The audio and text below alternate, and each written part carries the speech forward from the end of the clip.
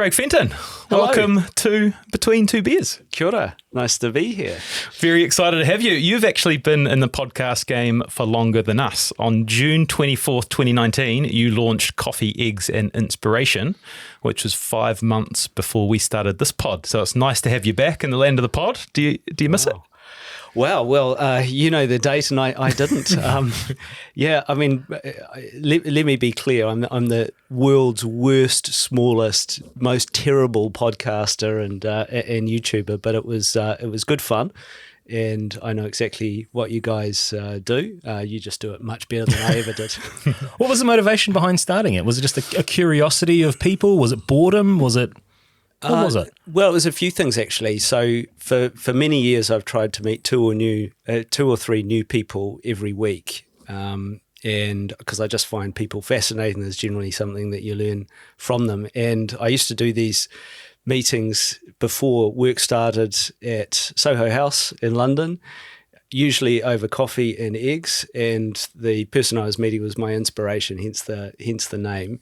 And it occurred to me after far too long that, you know what, this person's really, really interesting. And if I could share it with just one more person, you know, I'd double the audience for that inspiration. So why don't I start filming them with their permission?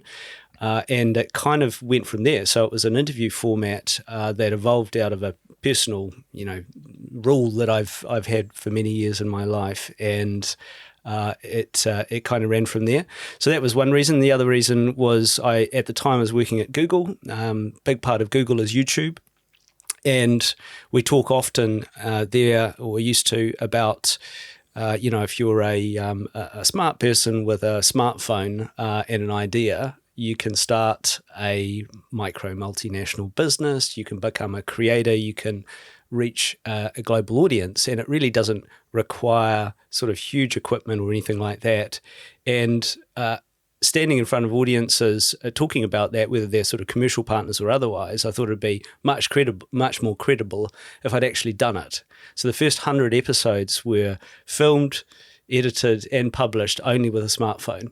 Mm-hmm. And that was a really important part of it. And then over time, I got really interested in the editing process. Actually, it was video. I filmed them all, and I can't sing, I can't dance, I can't paint or draw, but I do like the creative process, and I found that was something that I could do and sort of figure out. And there's no better way of learning a product than sort of eating your own dog food, right? So from a YouTube perspective, you know, that was important to me. You know, I really figured out how creators do it.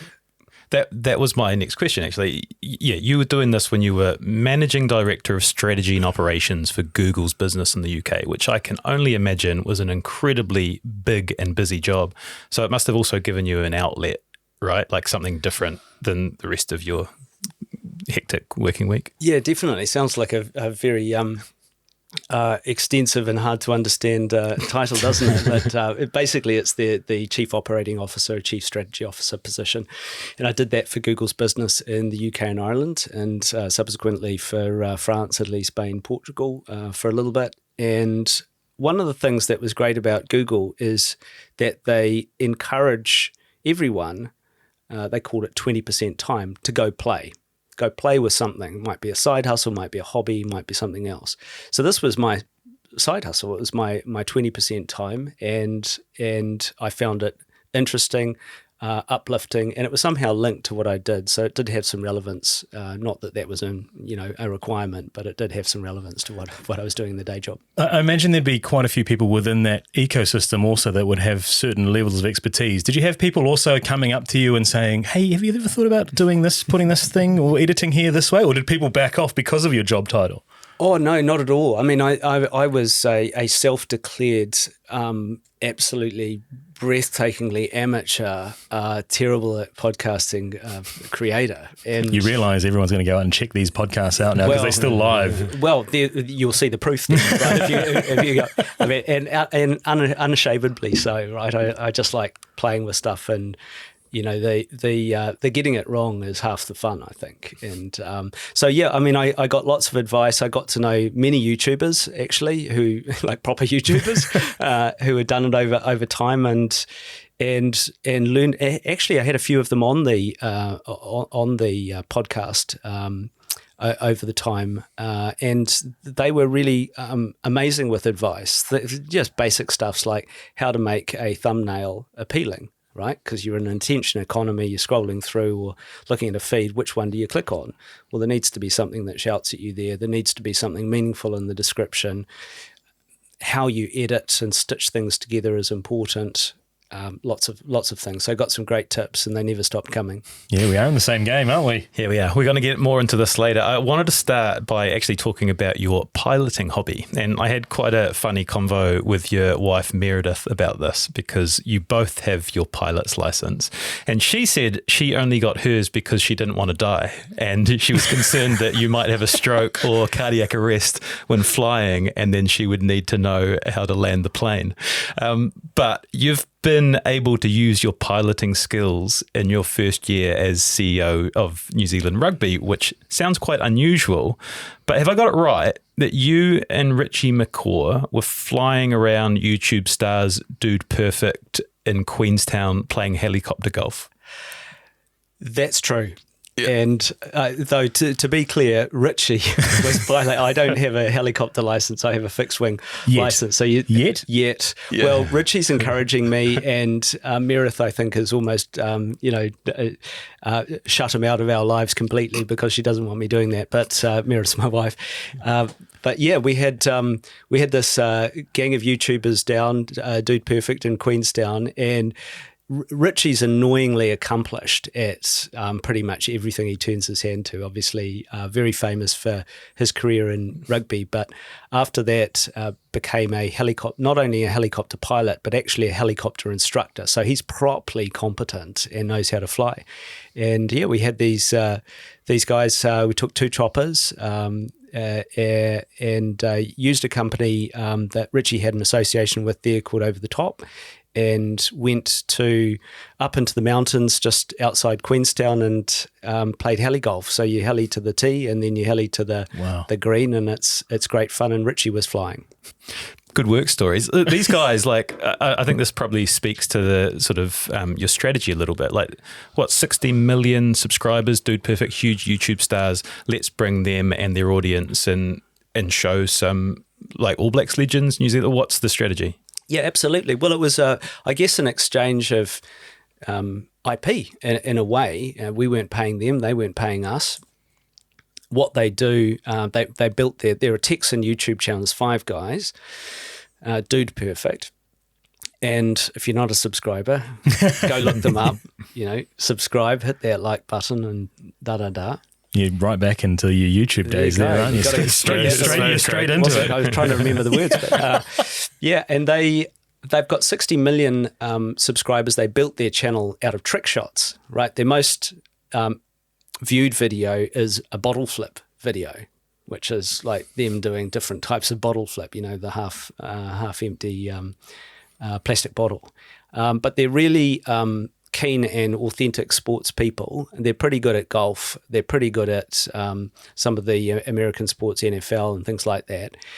So there's a strong, alliance or brand fit there between us. And a friend of mine who I know from the UK got in touch and said, "Hey, Dude Perfect's down in Australia." So I got in touch with them and said, "Hey, we should do some stuff."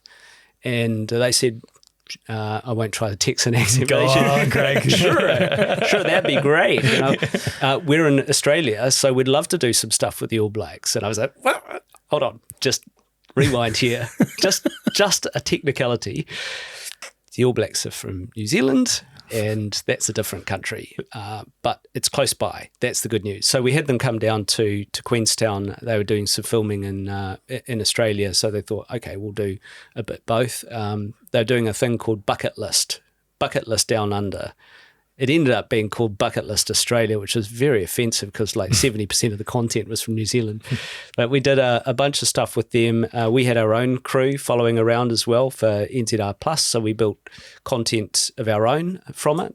And we did some all sorts of fun stuff like the heli golf we talked about, trick shots, NFL skills versus rugby skills. We had Kenza Coxridge, our Coxedge, our most capped Black Ferns Stephen Donald, who was famous for the kick in the World Cup. Richie, Andy Ellis, Piri Wipu, and many others. We taught them haka. We did ball skills. What else did we do? We pushed Richie and one of the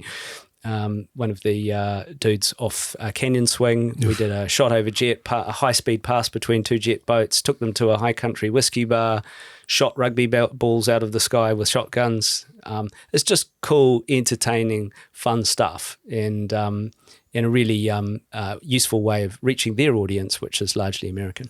The YouTube side of it is, I mean, you've been in the job less than a year, but the growth seems to be quite aligned with you coming on board. And I was sort of having a look at the YouTube channel across the last week, and there's some really cool stuff in there. It's, like inside the All Blacks camp under Razor, All Blacks try American football, there's Dude Perfect, there's When UFC Meets All Blacks, there's Sarah Hirini docos. It seems like a real focus and a change in getting good content on there and growing that channel. Is that really important to you? It's definitely important. I certainly can't take credit for it. We've got a fantastic team that's doing an amazing job. It's led by NZR Plus, is led by a guy called Corin Demopoulos, who's based in Sydney, spends a lot of time in New Zealand as well. And we've got social content led by a guy called Nick Pearson, who works with another one called Kerry McKenzie. So there's a lot of good people there, and I certainly wouldn't dream of taking credit for that. But it is the function or the product of an active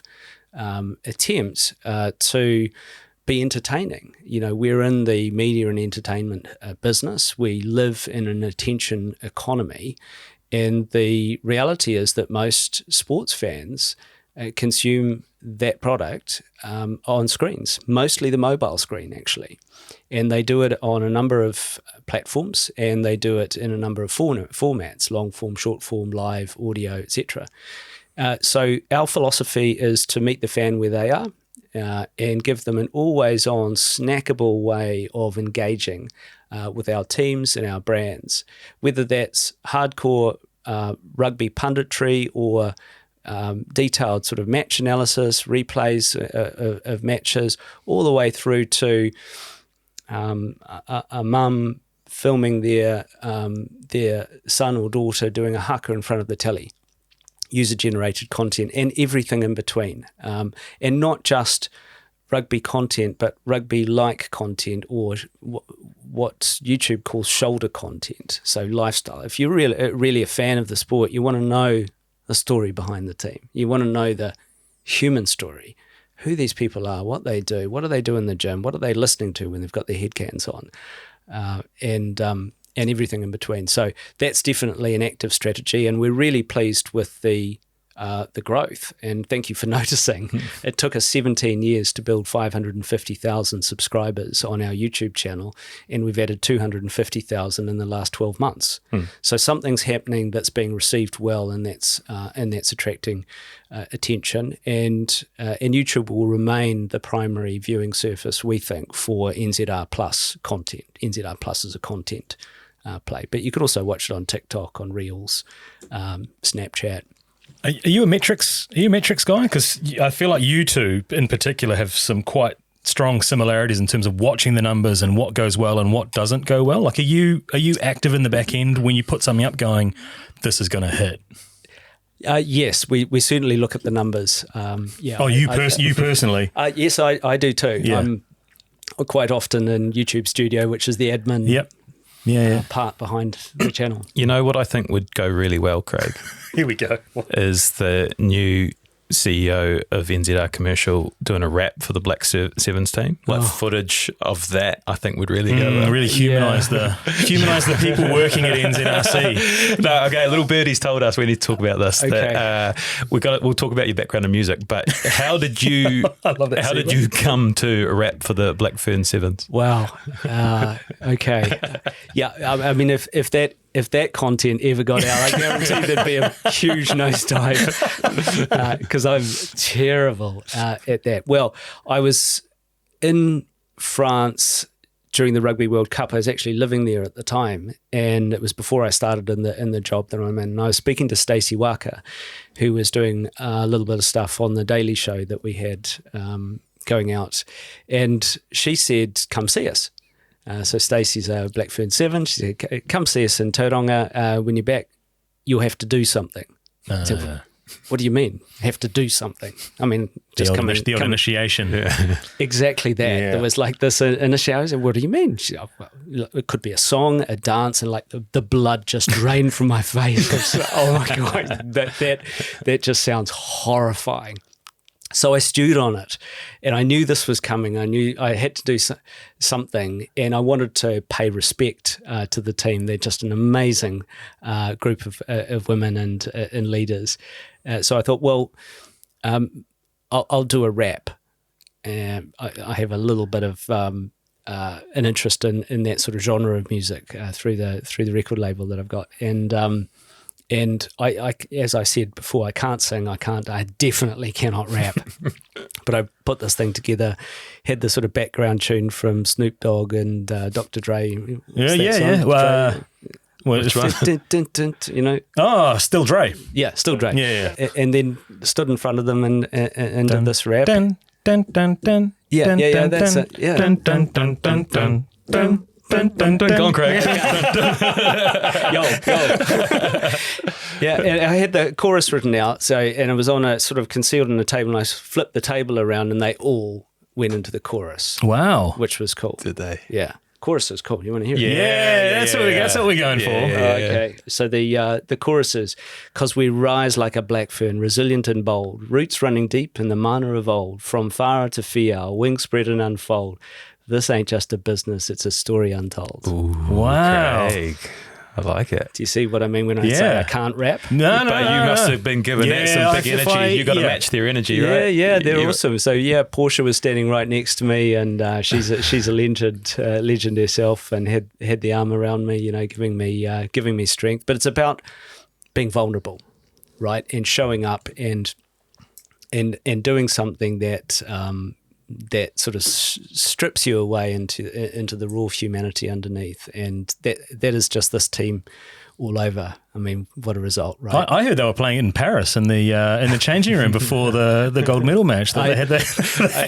Few people saying that rap is what inspired them to go. Few people. Oh yeah, okay, yeah. Let's run with that. But word gets out that you've done a rap. Are there requests for you to sort of sing and perform for another drop for other teams? Definitely not in public, but the All Blacks team did find out that I'd done that, and they sort of said, "Well, obviously you'll do one for us as well, won't you?"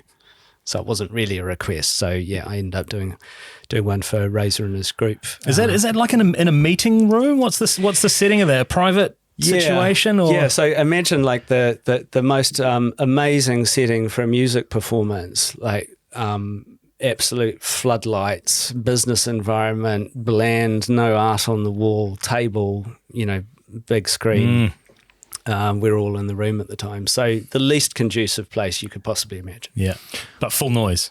You've got to get full noise. Yeah, full noise, and you know, credit. This is the nature and the culture of New Zealand rugby and the teams that we're so proud of. You know, they're just good humans and Kiwis. You know, they just get into it. Those initiation videos, they're fire on social media. I'm sure there's some video of that somewhere floating around. That we'll get it out somehow. There was no filming. We've heard from so many people that you are, you know, not your normal rugby administrator, and I think that might be the best example. I can't imagine some of the old guard doing that. Well, there may be a very good reason for that. Yeah. Right, great start. Okay, I want to get into the background, and I was talking to Meredith, and she told us there was quite a formative chapter in your teenage years that I was hoping we could talk about, and it was your dad's business journey. So he owned Fenton Toys, and I believe was responsible for bringing Mattel and Barbie to New Zealand, but then lost it all, and you went from living quite a comfortable life to sort of moving in with your grandparents, and it sort of shifted things. Can you tell us about that and what lessons you learned? Yeah, sure. So Neither of my parents went to university. My father started out as a bank teller. My mum was a nurse, and Dad, when he finished in the bank, wanted to go into business. And his father before him was an entrepreneur as well. He had a children's clothing company. My father was a sales rep. After being a bank teller, he was a sales rep and sold toys, and got to know the industry. So he decided that was the business he should go into, and was quite successful. He's really good at picking the right products that hit the mood of the nation at the time, and being a bit of a trendsetter in that respect. Took on a partner at one stage from the UK who had moved to New Zealand, and this fellow eventually absconded, and the company at the moment was carrying big debt. It was, during those heady years where the interest rates were astronomical, like double digit, and my father refused to allow the business to fail or not pay back. So he put the family property up for sale, and we sold that. And my grandparents just lived around the corner. They had a little flat on the back of a doctor. My grandfather was a doctor, so he had his doctor. I was going to say studio, but they're not called studio. So they were clinic, practice, whatever they're called, doctor thing. Yeah, studio. Yeah, on the back of that, it was a small flat. So we went from very comfortable, I would say, by New Zealand standards, to really very poor. I would have been 14, 15 at the time, so I think I was sitting the first external examination. It's called School C. School C. Yeah. If you don't get School C, your life is over. Yeah. That's what they used to tell you, right? Well, yeah, it was. It was heady times. And long story short, he managed to paid the debt off, built the business back up, and ultimately sold it to Mattel, who were looking to establish in New Zealand. I guess there were a few lessons. First of all, it was a bit of a shock. It was a real dramatic change of lifestyle almost overnight. Second, it taught me what really matters, and what matters the most is the people that are around you and the experiences that you have. My brother and I had recently taken up windsurfing, and that was our outlet. We sailed a lot. We did a lot of sport in between, skiing in the winter as well, and we dug in on our schoolwork and did good stuff there. And the rest is just stuff, right? So the things that we surround ourselves is just stuff. So what matters in life are the relationships and the experiences that you have through those relationships and independently of them. And it also taught me a lot about resilience and integrity. Rather than, it would have been easy to sort of fold the business and leave a whole lot of creditors unpaid, but he didn't do that. He dug in, swallowed the pride, and built the thing back up rather successfully. So real sort of entrepreneurial talent and a bit of a roller coaster ride. Did he do a very good job of explaining what was happening to you? Because teenage years are tumultuous at the best of times, and when you have a massive lifestyle change like that, were you able to comprehend what was happening at the time? Was I? Yeah, I mean, I was. I think reasonably able to understand. We certainly knew the headlines of it. My father isn't one of those people, and not many were in those days, that sort of say, let me sit you down, son, and just tell, expose everything that's frustrating me in my life. It wasn't that sort of dialogue, but we knew the basics of it, and both my parents, were super supportive through that time, and we got over it pretty quickly. We ended up moving to Whangaparoa. I was at Auckland Grammar at the time, and I think at age 15 I was driving to school with special permission, and heading back up. We had again our grandparents' house. This one a batch in Manly Beach. So we thought all our dreams had come true at once, right? We'd get home from school and we'd go windsurfing. Yeah, not bad. And the beach was a block away. So, look, as far as hardships go, I wouldn't claim that to be a high watermark, but there was certainly some tumultuous learnings. Your path, you were a lawyer for 6 years and then you sort of moved away from that. But I'm wondering, sort of growing up, the dawn of the internet in the 90s, was there anything with technology there that kind of like grabbed your attention, or what are your earliest memories of technology? It took too long for it to download. Yeah. For anything to really... Biggest download ever. Barely electricity when I was born. Wow. Barely. I remember black and white television. Oh, wow. I remember when there was just one television channel, and my grandma had a colour TV. Had a tethered remote control on it. So, but I was probably through my grandfather, actually on my mother's side, really became very interested in making stuff. And we used to make mechanical things like trolleys and things that you could ride on and have fun with, but also circuitry. So I got quite interested at a very young age in making circuits, and I used to get gifts for Christmas and things, solar sets where you make your own radio and I used to rig up and make alarm systems. Drove my parents nuts, right? They'd come down the stairs and there'd be a tripwire and a bloody alarm would go off. And so we, really, really interested in that, and because of what my father was doing, he was the first person to bring Amstrad computer into the country, which is, one of the earliest. Yeah. My eyes lit up because the color keyboard. Yeah, we had an Amstrad at home. The cassette. Yeah. So we had the first version of that, and before that a Texas Instrument. So we had some of the earliest personal computers, and I got really into coding and playing with different applications and stuff like that. So I've had a keen interest in technology from a really, really young age. I sort of describe myself as a gadget geek, and I really am. I'm not a computer scientist. I'm not a proper engineer or anything like that, but I love it. I sort of read about it. I play with technology in my spare time because I just find it cool. We had a ZX Spectrum at home growing up with the tape deck. We used to play the games off the tape deck. Yeah, absolutely. It was my brother's, but I inherited it afterwards. Did you have a Mac at some stage? No. We had, I can't remember Macintosh. We definitely had the Amstrad. Anyway, sorry, you've taken me back into a time where... So good. Yeah. And the computer was in the living room. And if you wanted to do something different, you had to sort of go into the blank screen and program something in BASIC. Yeah. Or Pascal. Yeah. So, I mean, I've had a lifelong interest in technology, and I probably just took the wrong turning, right? Didn't think much about it. I probably should have done engineering. At university, ended up doing commerce and law. Yeah. Because that's what my mate Mike did. Was it as simple as that? It literally was. So Michael Collinson's his name. And he was extremely studious. He's a bright kid. I was always in the sort of average streams at school, and he'd done a lot of research and figured out that the thing to do was commerce and law. So I thought, well, and at the time, the curriculum books that the university put out, it wasn't online, right? They were these big books. They looked like phone books. They were thick. And I thought, can't be bothered reading that. If it's good enough for Mike, it's good enough for me, I'll do that. And that's what I ended up doing. And at the end of that, you turned right and became an accountant, or left and became a lawyer, and I turned left.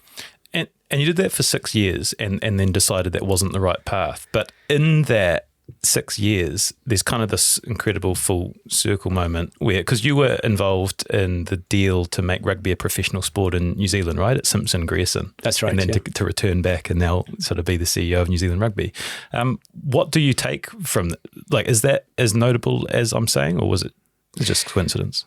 Well, it's certainly a full circle experience, isn't it? And there is some symmetry to it, I suppose, and some real interest. And, I consider myself to be a student of the sport and the industry that has grown around that sport. And actually that first deal was 1996.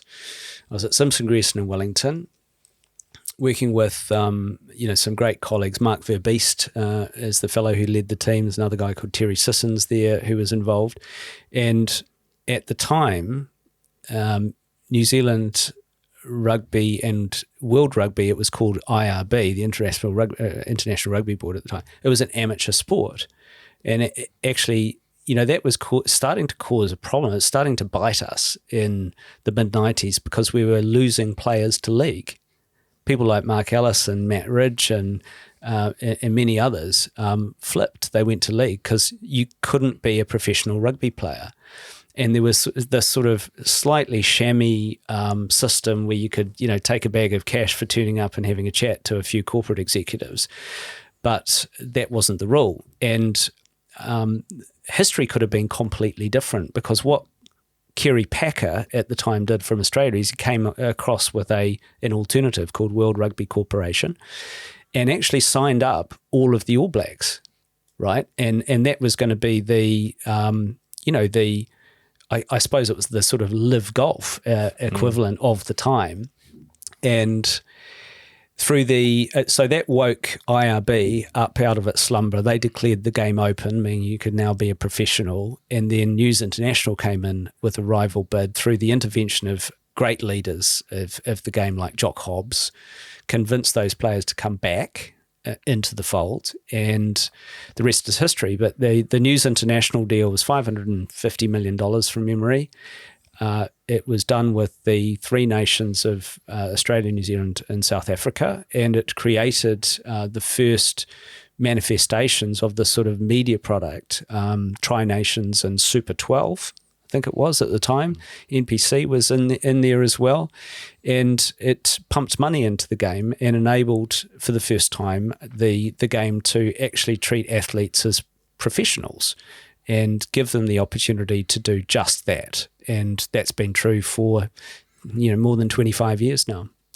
Full circle for sure. But I worked on that and then subsequently some of the sponsorship and agreements and players' contracts. Mm. One of the fascinating parts of your story is leaving law, because 6 years, you developed a reputation, you're doing very well, have a very good job. It kind of looked like you had this path, right? And then you make this decision to go to London to do your MBA, which is a big risk and a big sort of rebranding. But can you tell us about that period and how big of a deal was that? Yeah, leaving it was your job? kind of crazy, frankly, at the time. I got to a fairly good and comfortable place in law. The next step for me would have been partnership. And I just reflected and thought, do you know what? I've loved my time in the law. I found it really intellectually stimulating. I did mostly court work, actually. The rugby stuff was a bit of deal work, but 80% of what I did was litigation. And I just couldn't see myself as a career lawyer. But I didn't know where to go from there. I didn't not that, but this. I knew it just wasn't that. I was really interested in business, largely informed by the experience of growing up watching my father, and didn't really know how to do it. My wife and I, she was my girlfriend at the time, also wanted to do a bit of travel, big OE, and there was an opportunity to go abroad. We chose the UK, and so I thought, well, you know what? I'll apply to do an MBA and go and figure it out, and I'll use the MBA as both a thinking period and a transition, because you can't sort of spend 6 years as a lawyer wearing a horsehair hair wig and a gown and sort of rock up to London and walk into, Piccadilly Circus and declare yourself to be a business person, right? There needs to be some sort of intermediate step. And for me, that was the MBA. But we'd just bought our first house. We weren't married at the time, but we were pretty committed to each other. Still are pretty committed, actually. Still same woman, and subsequently had kids. And we sold the house. Gave away a good job. My wife also, she was a lawyer at the Crown Law Office, quit her job, and we went and became students in London, living on Kiwi dollars, which at the time were 3 to 1 to the pound, and really, really quickly blew through savings. And when I finished the course, I was pretty, we were in debt, and I dragged my girlfriend with me. Courageous decision in hindsight? Well, I mean, it's played out clearly, but Yeah, I mean, I think something is courageous if it works out and reckless if it doesn't. It could have been either. It could easily have been either. And actually halfway through the degree, it looked like it was going to be reckless because I couldn't get what happens. I did a 2-year MBA, and what happens in between is you do a summer internship. And that typically is the staging ground that sets you up for a job that follows. And here was I, this sort of completely unqualified person who'd been practicing law from, with a good firm that's well known in New Zealand, absolutely unknown elsewhere, with nothing obvious that presents me as somebody with credentials. And I started applying for jobs with management consulting companies and industry, and I couldn't get one. I think I had, we used to call them dings when you get a rejection. I think I got up to 35 dings. I did more than 60 interviews, and it was so consistent, it sort of became comical. I've been punched in the face again. Yeah, couldn't get that job.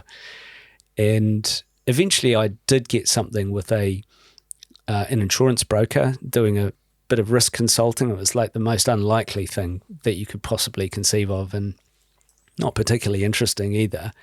And it was a real wake-up call. I thought, geez, what have I done? I've dragged Meredith across the world. We've lost because we've spent it, all of our life savings and assets, and I can't get work. Like, it's sobering. I think that speaks to your, character, work ethic, continuing. I mean, you kind of have to, but 30 dings or whatever, like keeping on putting yourself up on the plate to get rejected again. Yeah, I wanted to ask, like, we've only met today. My initial read is that you are quite a positive person, that you generally look on the positive side of life. In those moments, getting all those rejection dings, are you still, the next one's going to be the one that I get? Are you still pounding away at that door, or is it starting to wane? Yeah, I suppose I'm a natural optimist, and my wife would probably describe me as a bit of a fanatic. Like the companies and the places that I work, I become just a real fanboy of. And I suppose that's true in life as well. I'd seen the experience my father had gone through, and, it's just life. Like it wasn't like we'd had a critical health condition, lost a family member. There's many people in the world, right, who have real hardship, and I certainly would never put myself into that category.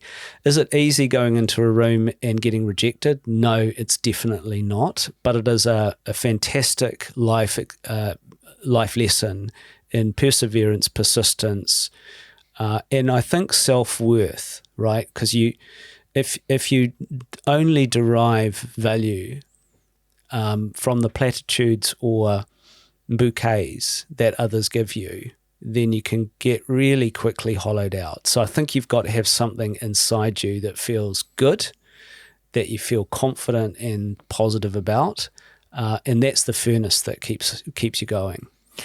I'm going to bring Meredith in here because I asked her, can you give me an example of why Craig has, charted the path he has and had the success he has? And she said, he's irritatingly good at most things, and not necessarily because he's got a natural ability, but just because he just works hard at them and just tries. An example is he wasn't naturally a great linguist, but he had to learn a second language for a business proficiency to graduate with his MBA. And at that point, he was monolingual when he enrolled. And so he quickly enrolled into Alliance Française to try and learn some French. And he really was absolutely useless at the language. But he went and enrolled in a summer course at Geneva University and just immersed himself for 6 or 8 weeks in the language completely. So stayed with a family that only spoke French. He went to French lessons all day, and to the point where he sat in the entrance exam to see what level of proficiency he was at going into London Business School. And they said that he'd actually got to the level that he needed to pass out, so he didn't need to do it any further, which was pretty impressive.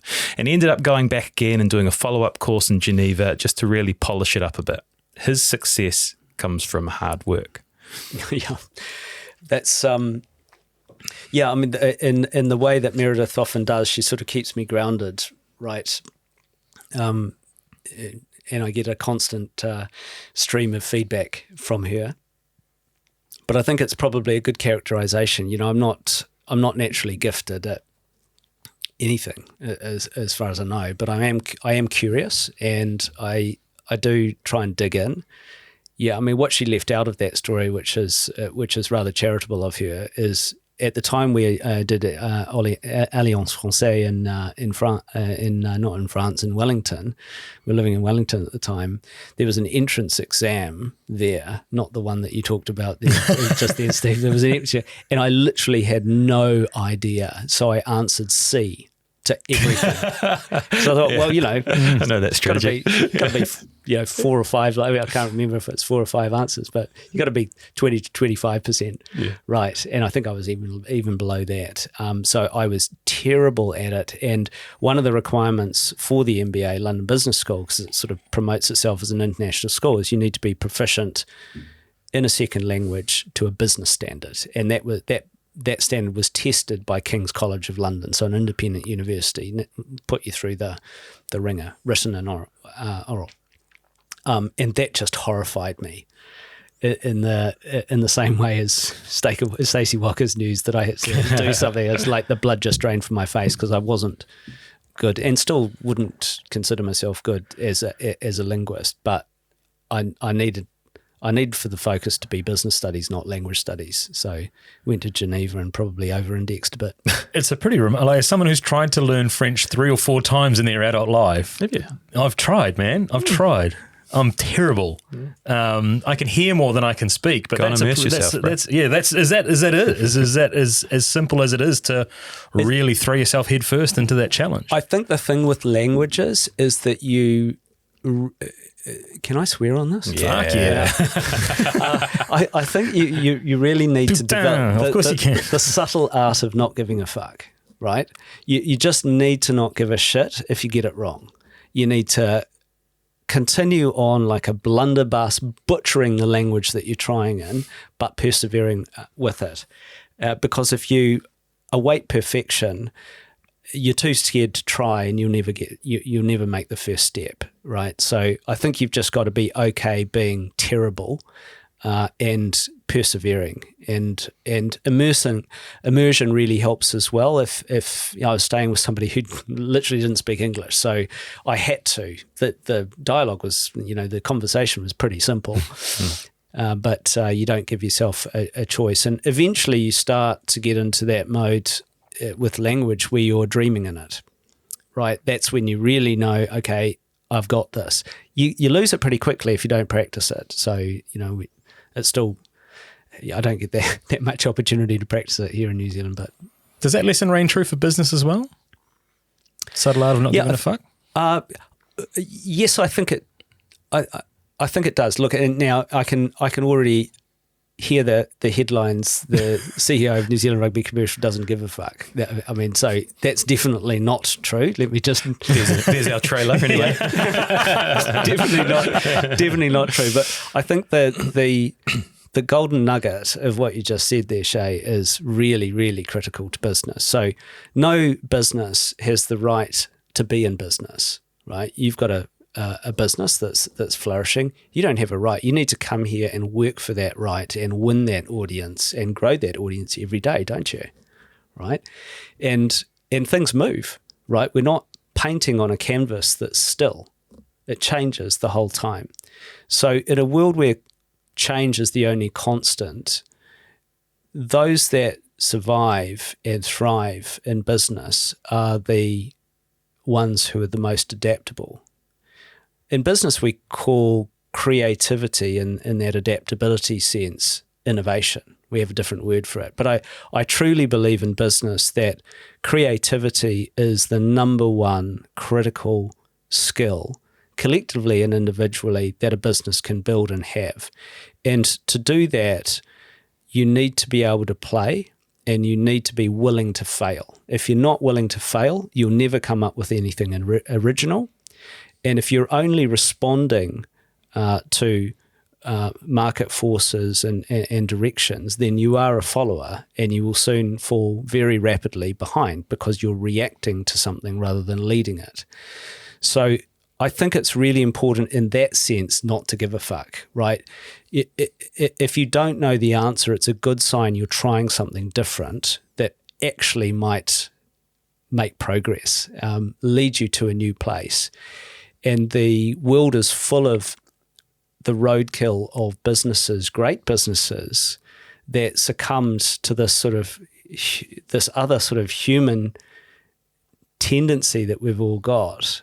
The kryptonite of humanity is that we're pattern recognition machines, right? I've seen this before. I know what to do, and that's not always true. Nokia is the example I give, right? Nokia. Did you have a 3310? Yeah, absolutely. 3310, 6210, fantastic phone, right? I mean, you could play Snake. Snake 2. Snake 2, yeah. Right? You had an advanced version. You could, you didn't have to remember your friends' phone numbers because you could put them in the thing and the phone would remember. And you can make them save on the SIM card thing, so you could take them with you. Battery lasted for 3.5 weeks. Yeah. So in 2007, Nokia had more share of the handset market than all of the others put together. They were completely dominant. The one they were worried about at the time was BlackBerry. BlackBerry, yeah, I remember that. BlackBerry? Yeah, BBM. They had the youth market as well as just in case you were thinking of there anything you else. go. Yeah, proprietary messaging system, which became basically a free text message service, right? So kids figured this out and got BlackBerries, but they were also the number one device for business people because it had email on it and you could type with your thumbs and all this sort of thing. What they failed to recognise, and the reason I single out 2007, can you remember what happened in 2007? We bounced out of the quarterfinals of the World Cup. Yeah. What else? Well, I was saying the start of the GFC was yeah. I mean, not far off, right? But the other thing that happened is that Steve Jobs walked onto the stage and launched the iPhone, right? And think about Apple's journey. So I'm going to go down that tributary for a second, right? Apple's journey is a really fascinating one. They started in computers. I won't call them personal computers because that was the IBM version, but they invented the mouse. They had this beautiful Macintosh, 1984. I did have one. We did have one. There you go. Yeah. You remember the ad, the 1984 ad? Yeah, amazing ad. Go look it up on YouTube if you're listening to this. Just pause for a second, but come back. Yeah, come back. Then they had this candy-coloured computer, and then to everyone's astonishment, in 2000, they entered the music business when music was free. There was this file stealing service called Napster, and Apple thought, well, yeah, we're a computer company, but we'll go into music and we'll charge for it. And everyone thought they were bonkers. And so they came from a really interesting place. And Nokia as well, if I go back into the history there, if I were giving a talk in 2007 about innovation, it probably would have been using Nokia. They started in forestry. They sold rubber boots. They then went into telecoms equipment and became a handset manufacturer. So they were world-class innovators. But what they failed to spot at the time is that the market had subtly shifted. It wasn't about the handset anymore. It was about the ecosystem of apps and music to begin with, but beyond that, apps that this device became a portal to. And the thing about taking buttons off was pretty cool as well, right? The touch screen. And now today Nokia doesn't exist, right? So they succumbed to this human frailty of being pattern recognition machines. I've seen this before, but actually they failed to spot that something really important had changed under the surface, and now they don't exist.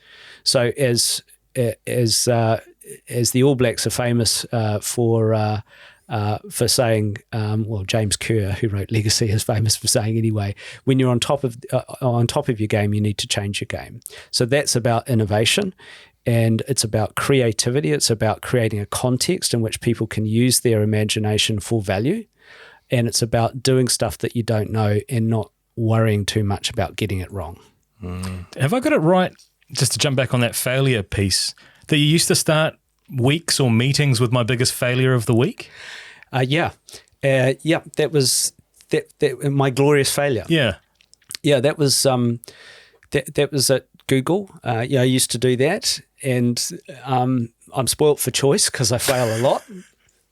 every week. But the more serious point underneath that is about creating a context in which people feel comfortable with taking risks, and knowing that if they take a risk that's well calculated and it doesn't work out, the teammates around them will be the first to put the hand down, bring them back up, put the arm around the shoulder and move forward with them, not the first to put the boot in. Right, so it's about psychological safety. It's about giving people permission to show up and take smart risks, because that's what you need for innovation. We skipped forward a couple of chapters. Sorry, I've taken us into Google. No. Yeah, I want to get there. So just to sort of keep going on the path, you bounce out with the MBA, you're fluent in French, and you get a job in tech. But link us up to Google. Like, what did you do, and how did you get in the door at Google before you started your 20-year career? I was at another one of those thresholds, I guess, those intersections in my career. I'd felt I'd flattened out my learning curve. I like to be uncomfortable and not really know what's going on and sort of be figuring it out. And I felt I'd reached a level where I wasn't learning as much as I'd like to with the company I was with, which is a great company as well. It's called Accenture. And I thought, took a step back. Accenture had actually, the trigger for this is that Accenture had offered me an amazing job, like a global job. Had I had the choice of writing my own job description, it would have been this job. And rather than lurching towards it, I took a step back and thought, you know what, like, what is it that gives me joy? I like technology. I've talked about this before. I'm a bit of a gadget geek. We're in this moment in time where I can see the combination of big data and processing power of compute power is catching up, and AI artificial intelligence is becoming a thing. I kind of want to put myself in the middle of that, and I want to work in an area where I really don't know where the direction. I want to scare myself, and I wrote a short list of where some places that could do that. One of those places was Google.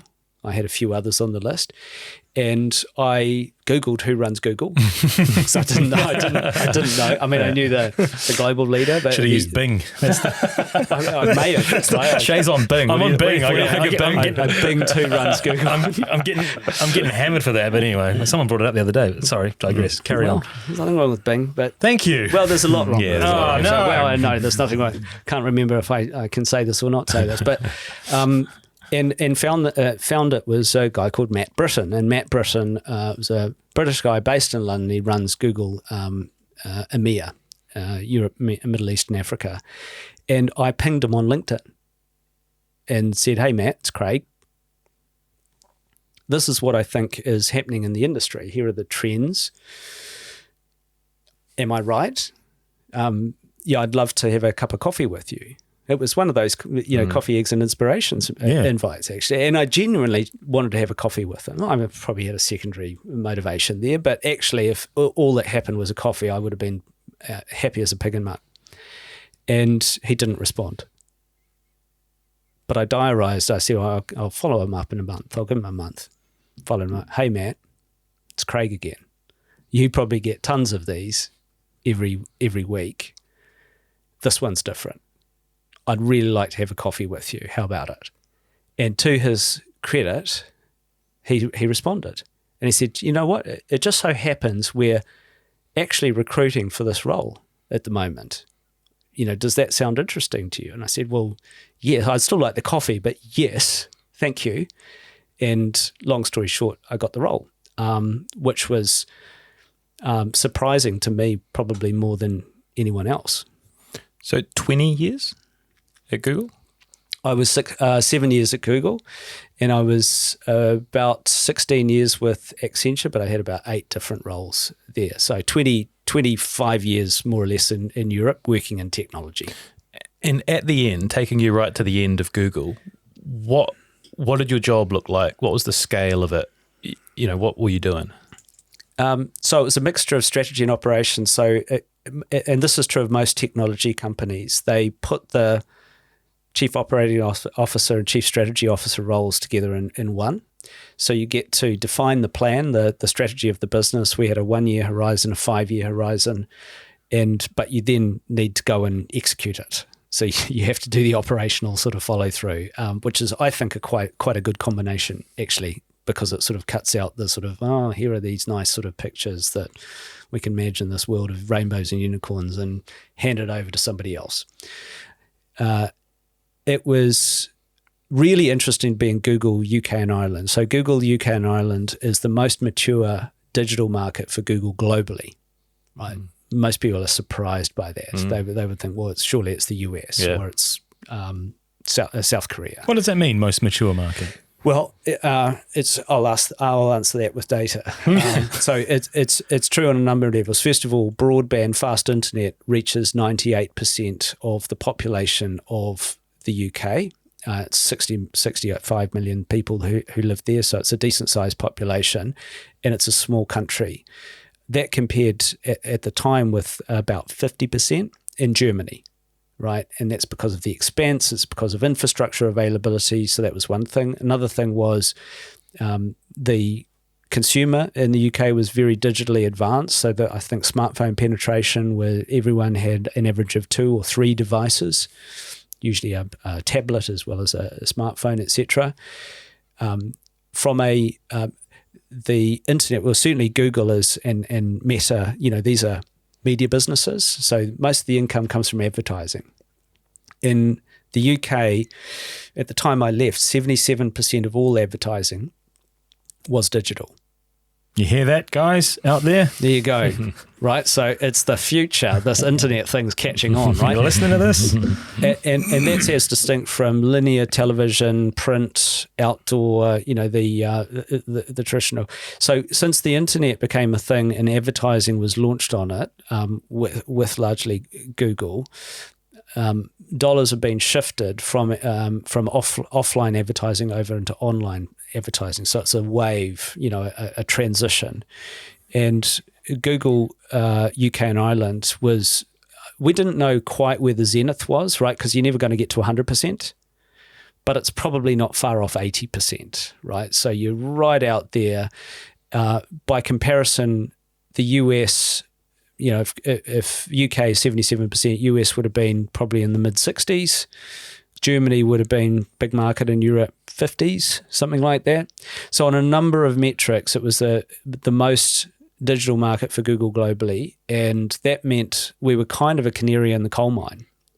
We used to feel things first. Often that was regulatory progress, and often it was new trends in the marketplace. Often it was the sunset or the cresting of a wave, where the business, you're not just powered by sort of this structural shift that's going on. And it was a remarkable business. I was there 7 years. We more than doubled the business in that time. By the time I left, it was, the company doesn't separately report on it. It was, it was running at a good, more than, I won't give the exact figure because I shouldn't, but more than $1 billion a month. Wow. Yeah. US dollars. Yeah. Just UK and Ireland. So it's a big, big, big scale business. I love getting into the weeds with people that have these big jobs. And we had Zion Armstrong on earlier this year, and similar sort of questions, because I've heard you put aside sort of 3 or 5 hours a week for thinking time, for time to work on the business rather than in the business. Is that the thinking behind it? Yeah, I mean, it probably doesn't show very well, but my calendar overtakes me. I've got a fantastic assistant, Leah McCann, who's amazing. But what I find is sort of life and stuff and momentum just overtake you if you don't take, section off time to step back. We often become too busy getting there to figure out where we're going. Mm. Yeah, you're speaking to a very captive audience right now of two. Right. So unless you carve out time to do that, to take a step back and just think, maybe read an article or two, do something that's slightly different, go for a walk, speak to somebody different or new, then you don't allow yourself the cerebral capacity to think about things in a different light or figure out where you go. So I have 2 or 3 blocks a week, which is sort of a meeting with myself. It's reasonably boring. It's my most boring meeting of the week. I sort of know. And what do you do? What do you late? do? I talk to myself, and yeah. But it's I think it's an important opportunity to sort of just take a beat and take a breath. And I do think genuinely, hopefully, this resonates with people who are listening to this. Right? If you don't do that, life just happens to you. Right? You're so busy sprinting to the next meeting, to the next deliverable or whatever it is, that you don't really take stock on the direction that you're heading in. And if you don't have a destination, any road will take you there. That's really good. What are some other sort of business lessons from Google that you have taken with you? I heard there was like a TGIF thing where anyone can sort of challenge the leaders and everyone's in a room. Was that sort of once a week? Was that effective? Yeah, very effective. It was rather striking actually when I first began there. I'd come from a more traditional, I would say, hierarchical company. Google's very flat. So TGIF, thank God it's Friday, which eventually got moved to Thursday night. What would happen is an all-company meeting. So when I joined, Larry Page and Sergey Brin, the 2 founders, were running the company. I think Larry was the CEO. Eric Schmidt was still in there. Sundar was an engineering lead. He's now the CEO. And they would have an all-hands meeting. They'd welcome nooglers.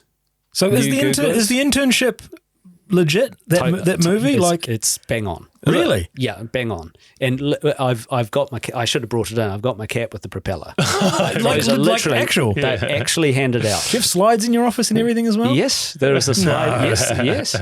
There's a slide. Yeah, and the cafe where you can take whatever you want. Oh yeah, all of that. So I mean, I can talk about that if it's interesting. But the thing that was striking about these all hands meetings is you had these sort of people up there who at the time, were leaders of, if not the biggest company in the world, certainly in the top 3 from a market cap perspective, had done very well out of it personally, welcoming these new people in. And it was not unusual to see somebody who'd been in the company like 2 weeks stand up and say, you know what, Larry, I saw you said this in the press, or we've made this company decision. I think it's wrong.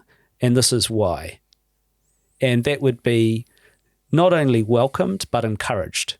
There's a thing called a dory as well. The dory is like an internal intranet where people could raise questions, and in the sort of true crowdsource way, you could vote the questions up or down.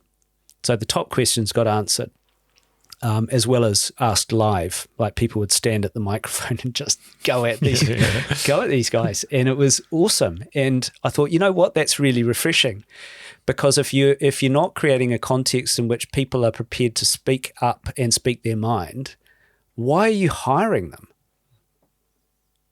Right? Hiring is the most. That's the other lesson from Google. Hiring is the most important thing that we do. You've got to hire slowly, and you've got to get that right. The other thing to do with hiring, actually, the hiring manager never made the final decision, and that was to control bias. So it wasn't going to be a job for the mates or the people who are like you. So there's always a panel of people who each of whom did a different interview. There's a leadership interview, role-related knowledge, cognitive ability, general cognitive ability interview, and a googliness interview. Googliness was the word that was used for culture. They're all real things that were in the movie. They're totally real. But actually it meant that, and this is the other fantastic thing, you got people from all walks. And you only had to ask 1 or 2 questions to get to something absolutely remarkable about that person. And that just came through, and certainly intellectually in the way that ideas came about, but also just in superficial things like how people showed up. The dress policy at Google was you needed to wear something. that was literally that was the policy, and that was, again, it sort of sounds playful and fun, but there was a serious thing underneath it. You need to show up as your true self. If you're putting a mask on or a costume on, you're creating a barrier right there. Like, if you don't wear a suit during the weekend, don't wear one to work. Yeah. It's not who you are. It's my job to move us on. I could stay here for hours, but can I ask one question? Yeah, go on. I'll let you have one more. Just one Google question, because it's burning away at me. If you delete your Google search history, is it really gone forever? Yes. Thank you. Yes, and that is enshrined in law. There was a thing called the General Data Protection Regulation that came out, GDPR, sometimes it's known. That legislation or a version of it has rolled around the world, starting in California. New Zealand's got a version of it, and it's got just basic stuff that kind of makes sense, including the right to be forgotten. Very good. Any questions about incognito mode? No, everyone knows that's not a legit one. But no, my last legit Google question was were there meetings where you were sitting in there and they were talking about future AI and what's coming, where you were sitting there and your mind is being blown by the possibilities that plebs like us are not aware of? A lot, and particularly in the field of AI, generative AI, and more recently quantum computing. Right. I'll give you a couple of examples there. So, using AI to decode the 200 million proteins that make all of us up and their functions, not decode the chemical composition. Those are the amino acids. The amino acid sequence of a protein is only part of what makes it work. The other thing is the shape, the fold. And it turns out the fold is pretty important. The fold determines whether a protein is functioning or not functioning. And that's quite important to solving big diseases like Alzheimer's, right? And this had been like the holy grail since the 60s in the scientific community, where to the point there was a competition that ran, I think, every 1 or 2 years, called CASP, where teams of scientists were given 4 proteins and they were given a week to figure out the fold, to predict the fold.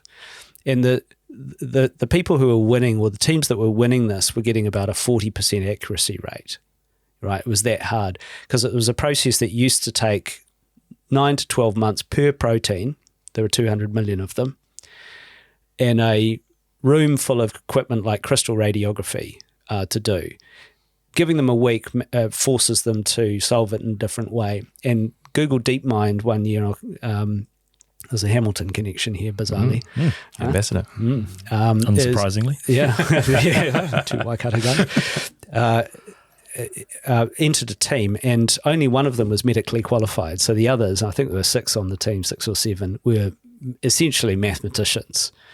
And they used AI to predict the fold of the protein, and won that competition with like a 80% accuracy rate, where the next best was 40%, and then subsequently got it up to 98, 99%, and since then has got it down to a few microseconds to decode the protein, and all of the proteins in the world that make us up as humans have been decoded, and they're out there and published openly.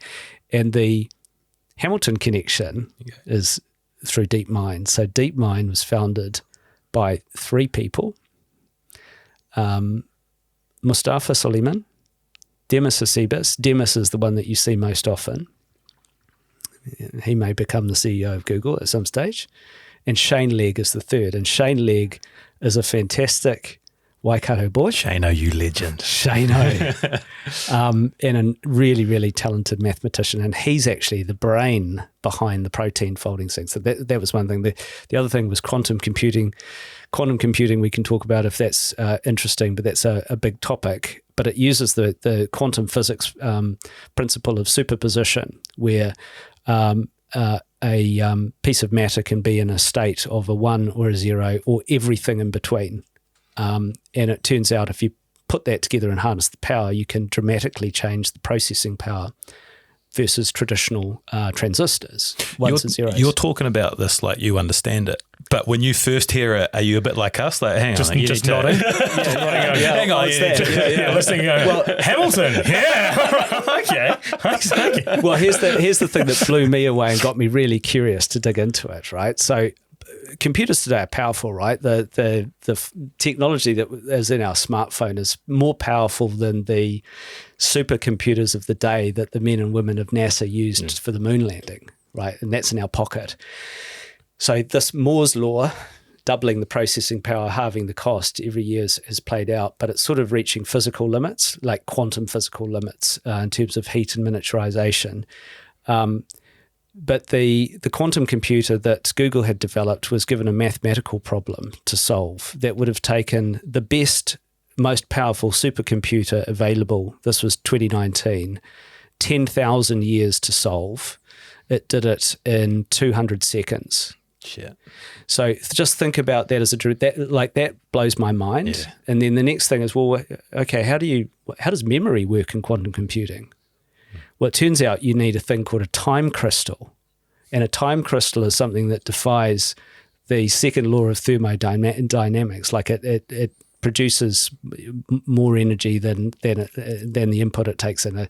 That's a tributary I won't take you down because then you'll really glaze over, but it's really interesting. I find it really fascinating. It is. And you leave that to worry about how many people are sitting at Wellington Stadium. It is a departure. It is a departure. Such a contrast, right, of what your day-to-day was to where you are now. Well, yeah, I mean, I guess so. But look, everything up until now has felt like a dress rehearsal, and I'm now on the real deal. Yeah. Okay. There's a few bits I need to get to before we're bringing you back to New Zealand rugby. Unfortunately, you've done too many things, so we can't spend as much time on all of them as I originally planned. Part 2 and 3. But I'm going to let you pick a path here because there's two things I want you to touch on. And one is starting a record label and the other is being an angel investor. And I'm not sure if you can weave those two together or which one you want to talk about more, but pick a path. Yeah, well, I suppose they're kind of the same thing or versions of the same thing. So the record label... Brexit. I'm sure that wouldn't be the word that you'd predict me to say next after. So Brexit happened in 2016. The vote happened. I thought that was an artist. Thinking of Banksy. Yeah, I'm not sure they'd sell very well, but yeah, it was good. But Brexit happened, and I saw a face of Britain where I was living at the time that I didn't recognise. There was this sort of... there were people who, in theory, like I said earlier, if you're a smart person with curiosity and you've got a smartphone and an idea, there's literally nothing stopping you in theory from creating a micro multinational company or becoming a creator. Technology in that sense is a democratizer. Yet what Brexit surfaced was this weird and widening polarisation in our society. And the same polarisation exists in Aotearoa, New Zealand, right? And it just got me curious, like, why is it that these tools exist that should democratise and level the playing field, yet that playing field looks like it's getting less level? And Brexit was largely a protest vote by a section of society that felt pissed off, marginalised, left behind, and it was like a fuck you. Right, in a generational act of self-harm, as it turns out. But as a leader in a technology company, it got me thinking, like, why is this? So I decided to take on two mentors and figure it out. And one of them was a homeless guy who was living on the Victoria line at the time because it was heated. His mother had kicked him out of the flat because he didn't put the dishes away. So he's a street guy. And the other one was from an incredibly poor, broken family in South London and Streatham. And each of them happened to be rappers. And that was a coincidence. But I asked them to help me understand their life. Right, because it wasn't my narrative, and it wasn't my lived experience. One of them, the one that was he was actually from Mitcham, which is next suburb to Streatham, South London. Grew up in a family, good parents, split early, so it's a broken family, no money ever. And this guy always just wanted to do music. Kwasi Core, it's his name.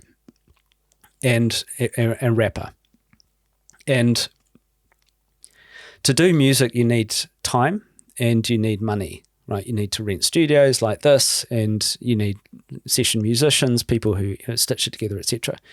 And that just wasn't going to be that wasn't his world. Like, he didn't even have a job. And so what he was driven to was a pretty hard street life.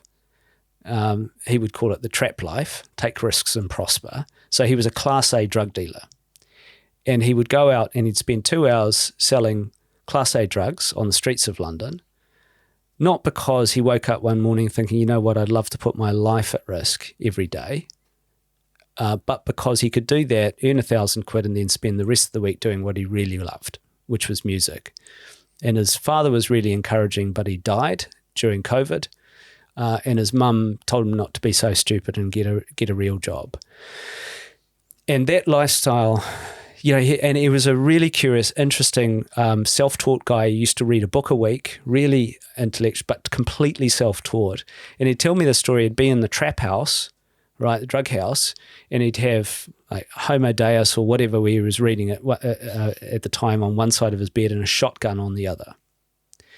And the life caught up with him at one stage eventually, and his friend that he was in business with was shot in the head and killed, and his cousin, separate incident, who was only 15 at the time, was stabbed, survived the stabbing, but got a hot head, got his own knife, went round, killed the guy, and by the time he was convicted, he was 16 and he got 18 years in prison.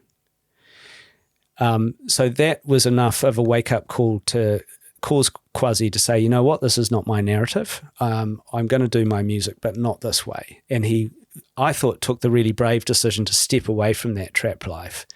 And I was thinking, wow, I mean, this is really like confronting otherworldly stuff from my perspective, but I'm getting it. So we started talking about his music, and I looked at what he'd put out on the YouTube channel, and there was everything from hardcore drill music, which is 160 beats per minute, very hardcore subgenre of South London rap, basically, largely gang narrative, all the way through to soul singing. And it's like, who are you, man? What is your musical identity? He said, well, I'm just trying to conform to these channels, because what they do, he saves up, spends £100 to do a track, gets onto a platform like Black Box or Link Up TV or GRM Daily, they're all YouTube channels, and hopes that his track pings. So I said, okay, well, that's interesting. Like, if you didn't have to do that, what would you do? What is your sound? And he said, I want to do grok. What the hell? Yeah. What is grok? And he said, well, it's grime and rock. I really like, my dad taught me to love rock and roll music and heavy guitar, and I like grime, and I'm a good rhymer, right? I do this. And I thought, well, okay, well, that kind of sounds like something that comes out of your nose, but let's run with that. Why don't we do a Kickstarter campaign? And Kickstarter is one of those crowdfunding platforms, right? You have a project, you put it out there, give the audience a benefit, and you get donations. And if you get to your target, you get the money. If you don't get to your target, even if it's 98%, you get nothing. No. We did a budget together. I taught him how to use a spreadsheet. We talked about a marketing plan. And when I landed with him with the idea of doing a Kickstarter campaign, picture this guy, like a really big, striking, muscular street guy. He started crying in front of me.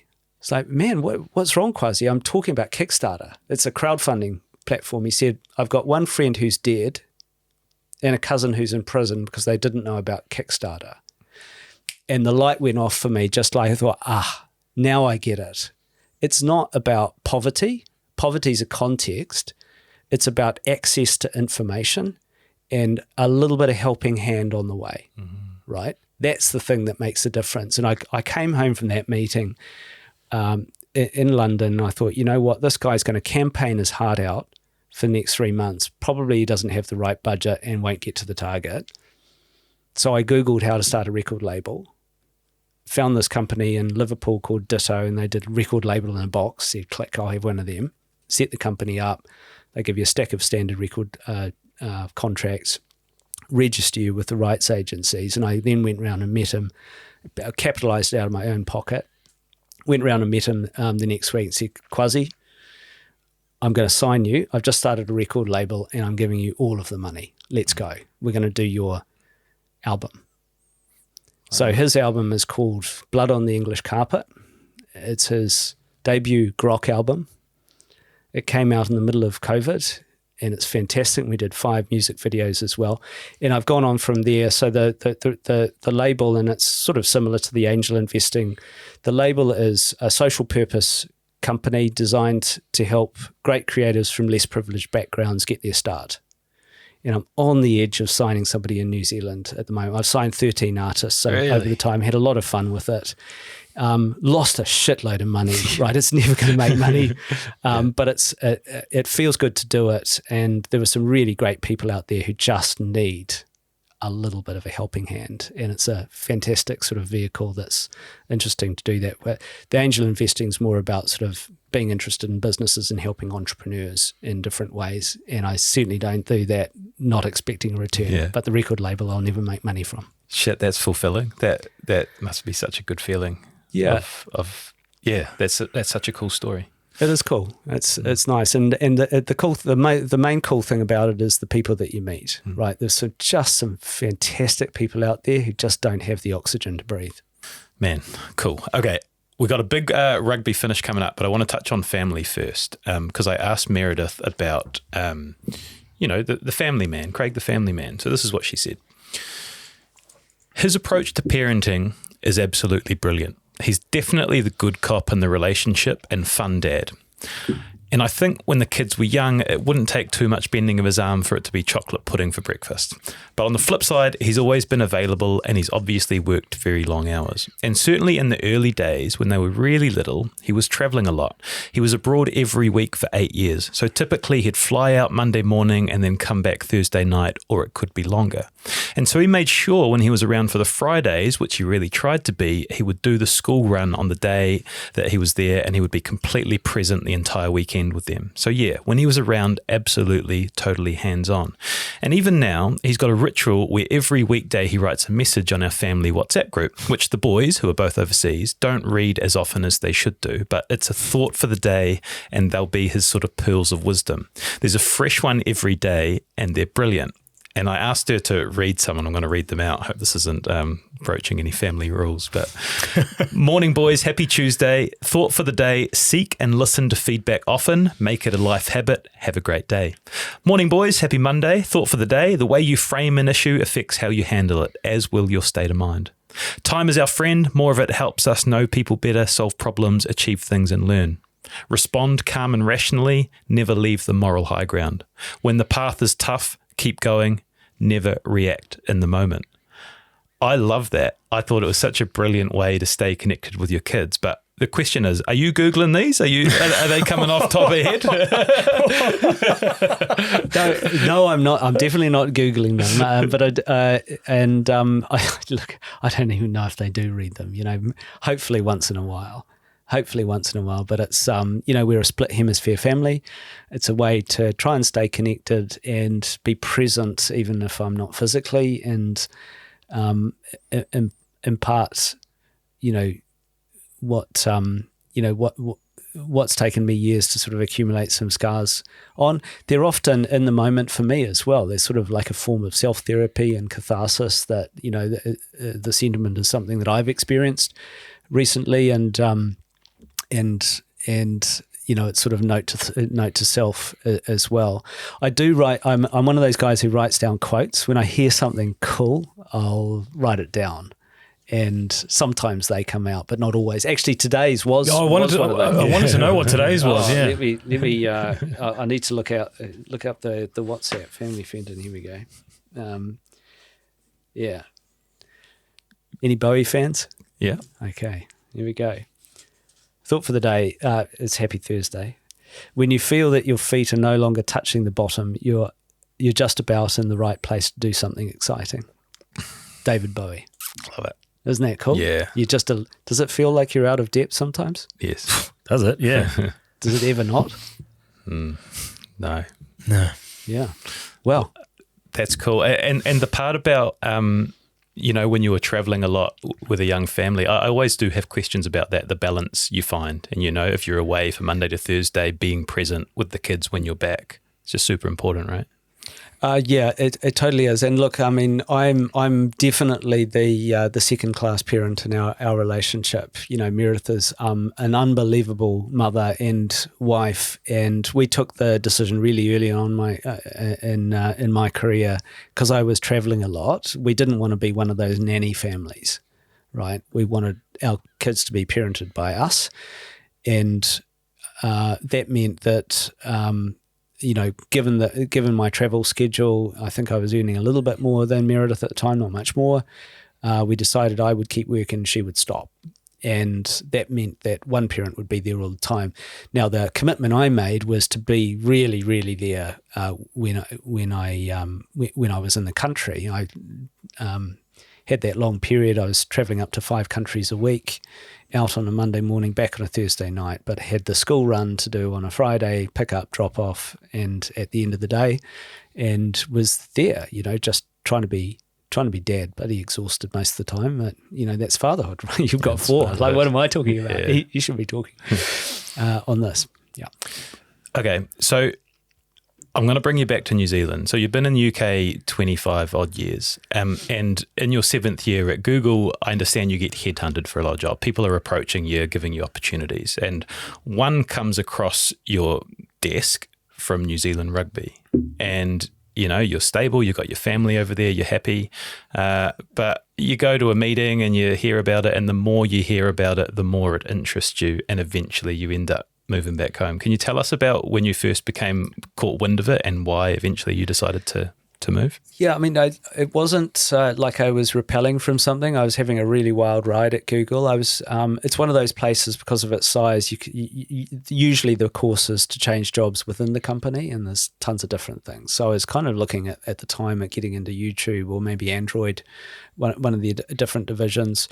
I was also thinking about how cool would it be to be in a proper startup or a scale up where you really got the hands on the tool. So I sort of had that vaguely in the back of my mind. There was a global search, Egon Zender was engaged, and this thing sort of came across my desk, and I was shoulder tapped on it. And I thought, whoa, that's really different. That's really left field, so to speak. So I was curious enough to follow up on it. And the more people I met, the more I felt, this is my tribe. I was hugely impressed by the board. The New Zealand Rugby Commercial board had been by that time established, and I thought they were a really interesting and impressive bunch of people. Thing one. Thing two, the opportunity to handle the taonga, of Aotearoa, and, make a difference. This is a 130-year-old scale up, effectively, right? It's a 130-year-old institution that all of us somehow have in our bone marrow, right? Myself included. And the opportunity to have my moment in the seat alongside the others in the team that were there to make a difference that I felt could be generational was an incredible privilege. Boy, I feel the pressure as well. That's a huge responsibility. And from a business perspective, is really interesting. It's in its commercial manifestation, it is a media and entertainment business, and it's listed that way on Silver Lake's website. Right. I was surprised by that when I did my research. It's like, oh, okay. Yeah. It makes sense because for the most part of us, we've grown up with it as the sport, the national sport, the national pastime. Yeah, well, it's both. I mean, if you're a participant or a player, it's certainly that. But even think about participation in the game. Only about half of the people involved in rugby are players. Right, there are a lot of volunteers and coaches, and all sorts of things make it tick. And as a fan, you're consuming it because you get it and you find it interesting, right? And so it's entertainment, it's jeopardy, it's all of those things that float our boat, and it's a sense of deep, deep national pride. It's New Zealand, Aotearoa, on its best day in its multicultural beauty, and it mixes all of those values that we grow up with as Kiwis, that we find sort of we identify with culturally. They come together and they manifest on the team. This we, not me. This keeping your feet on the ground. This sense of community over self. This humility. This sense of wanting to be better tomorrow than you are today. So you're always striving. So these are in many ways Kiwi values. They happen to manifest in these teams and are the lifeblood of them. So an opportunity to sort of get involved there and hopefully make a difference that's positive, that will contribute and that successes beyond me can pick up and run with, that hopefully honours and amplifies the work that people who have come before me have done. What a privilege, right? One of those things doesn't come along very often. And from a business perspective, it's a scale up. You know, it ticks a lot of the boxes. I look at the metrics and the fan base that we have both here and abroad, what we're doing, what we're not doing, and there's opportunity to make it better from a business perspective. So New Zealand Rugby has a CEO, Mark Robinson. What is the structure? You're the CEO of Commercial. Do you sit alongside Mark? How does it work? Yeah, so it's I would characterise them as two hemispheres in the same brain. Okay. Right? We each have a different function. And, you know, the same is true of players on a field, if you like. It's not an unusual thing. But we're joined very strongly by these tendrils. And it's actually at those tendrils, those zones of intersection where the magic happens. I'm a very different person to Mark. And that's our great strength. You know, I bring different skills. Mark was an All Black. He's an incredible human being. He lives, breathes, and the blood flows through his body rugby, and he really understands the global game. He's actually an incredibly accomplished business person as well. He's a Cambridge graduate, and he's built this institution in the last few years to where it is today. So, I take my hat off to him and I pay tribute to him for that. I've come from a completely different world, the digital world. I think there's space that we can play and expand there that is underexploited. I think that's going to serve our fans well as the things that Mark talks about frequently in terms of rules of the game, for example, and how that comes across as an entertainment experience. So it's one of those things where the synergy really matters, and the differences that you bring to the table are a great strength. It is definitely a feature of the organisation. It's not new. You know, rugby's been professional and it's been a commercial enterprise since 1996. There's a new structure, right? So that is different, and that is new. But we're one organisation and one group. We simply have different roles to play on the field, and we riff off each other in the same way that players do on a field. Right? The role of a forward is very different from the role of a wing, but they're in the same team and they riff off each other. Does your job boil down to making money, growing the brand, and not pissing people off with the way that you do it? I think my job is to expand and engage a delighted fandom.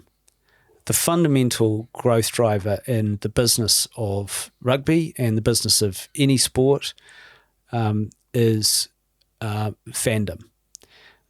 Marketers would call that provable reach, right? How many people are into you and how much do they dig you, right? And if we associate our brand with yours, is that going to be valuable to us? That's sponsorship.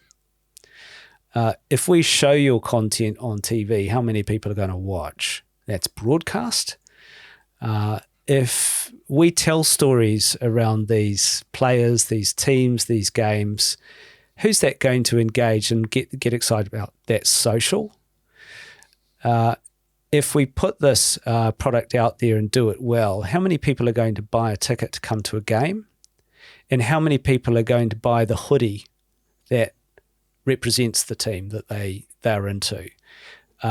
So if you get fandom right, provable reach in marketing terms, everything else follows.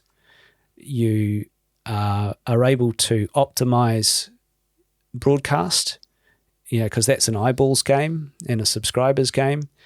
You're able to drive more value for sponsors, and sponsors will pay more for that value. Therefore, you can sell more tickets here and abroad, and you can sell more merch. That's the business of rugby. It's pretty simple, but it starts and ends with the fan. In terms of the numbers, is it something like 500 million? This is what I've heard. 500 million people know who the ABs are. There's around 90 million that you think you can convert into passionate fans. Yeah, that's good. I think there's probably 1 billion people who know what rugby is, 500 million who know of the All Blacks within that. In business, we then you scale it back to the target addressable market. Who can we realistically reach in that subset? We've sized that at 93 million, and they're our fan, and they're not all the same people, right? Some are into us as their second favourite team, right? And I'm talking about international fans here, right? If you're a rugby nut from Cape Town, it's very likely that the All Blacks or the Black Ferns is either your second favourite team, in some cases your first favourite team because of the history of that country. Same in France, same in UK. So the second favourite team is their rugby familiar audiences, but there's also folks who dig us from a lifestyle perspective or a cultural perspective, care less about the game. Maybe they're not sort of hardcore rugby heads, but they really love what the players bring and how they sort of manifest these values on the field. So there's different fan cohorts out there, and it's how proud should we be of this 130-year-old institution, these amazing teams who have got this fantastic winning record, almost 80% in the All Blacks case, 85% in the Black Ferns case. It shouldn't be true. It defies the laws of physics. Like, what is in the water here? It's, you know what? It's us. It's us as a nation. These teams manifest who we are. They ooze who we are as a nation on the field. They are us on our best day, and that's something to be hugely proud of. And it's something that others around the world are moved by. And it's one of those few brands in sport that has transcended the sport. Right, if you see somebody walking down the street with a New York Yankees cap, almost certainly they would never have been to a baseball match and probably never will. It's become a thing, right, that stands for something that moves you in a certain way. And we're, I think, unique in rugby to have that status. We've transcended the sport. We're weirdly recognised by the most unlikely people globally. But we haven't yet fully captured the value that really is driven and attached by that. So that's the job that we've got to do. So Silver Lake is saying that's going to be $500 million a year in revenue, or that's what's possible. Is that realistic?